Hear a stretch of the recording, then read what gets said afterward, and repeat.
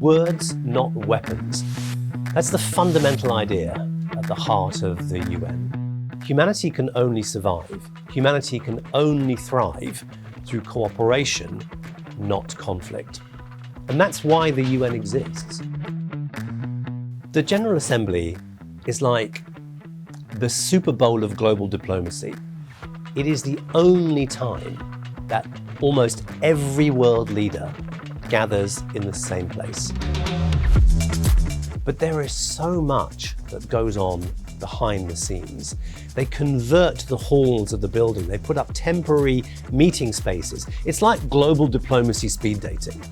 World leaders come in, they talk to each other for a few minutes, they do brush pasts in the corridor, they get to know each other, they exchange ideas, they talk through their differences. And that's where deals can be done and negotiations can be happened and progress can be agreed.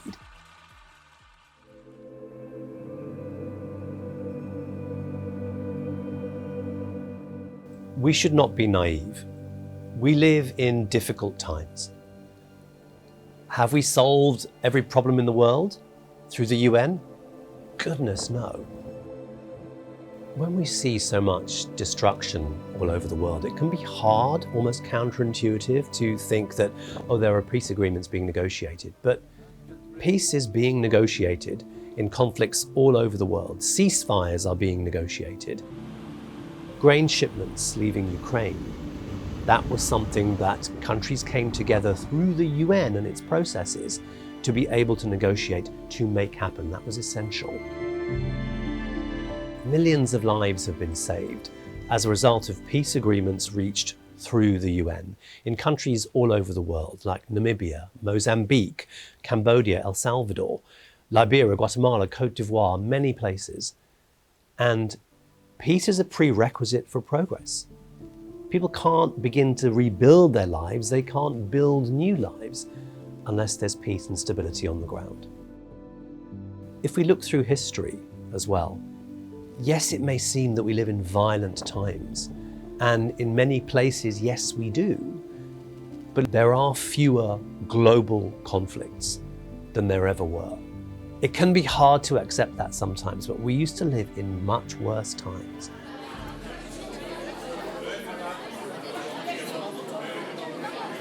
Progress takes time, and yeah, there are a lot of conferences, a lot of meetings, a lot of reports, and you can look at those and think, wow, what is taking so long? Why is this taking so long? But that's how you reach agreement. You have to hear all viewpoints. No one ever said that fixing the world was going to be easy. It's not. It's really hard.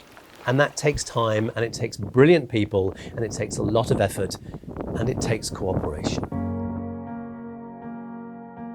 Through the UN, the world has actually achieved so much. It's galvanized nations of the world around the collective promise of the Sustainable Development Goals. And a really good example is the Paris Climate Agreement. Just reaching consensus and reaching agreement with every country in the world. There is a framework now. There is something that we can build on and that we can aim towards. The General Assembly does not have the power to enforce its decisions. But what it does have is moral authority, every country of the world represented there, and it has weight in numbers.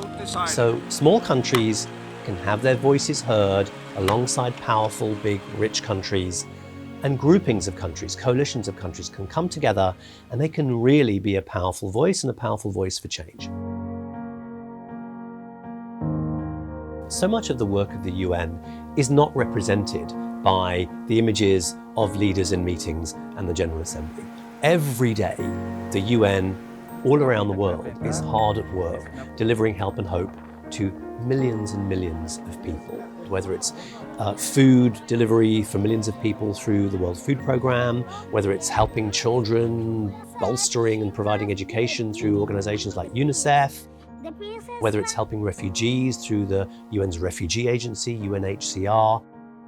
Every issue that you care about, some part of the UN is focusing on it. And the UN General Assembly is a way of reminding us all that this work is going on 365 days a year, not just that week when we see world leaders meeting in New York.